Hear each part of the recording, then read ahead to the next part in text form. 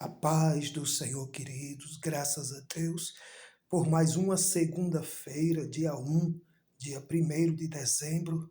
Já compramos os pães, a mortadela, daqui a pouco vamos ali para o casarão do Capão Redondo, onde a gente faz missão ali. Geralmente nas terça-feira, mas devido a algum compromisso, amanhã a gente vai fazer hoje, na segunda-feira, dia 1º, começa já o mês de dezembro, aleluia, restaurando vida para Jesus, trabalho de missão, que a gente faz também na Praça da Sé no sábado, mas hoje é aqui no Capão Redondo, no casarão, onde vive muitas pessoas em situação difícil, aleluia, e Jesus tem libertado, transformado do trabalho de missão, aleluia. Deus abençoe você que tem, aleluia, abençoada esta obra de missão. Missão está no coração de Deus, aleluia.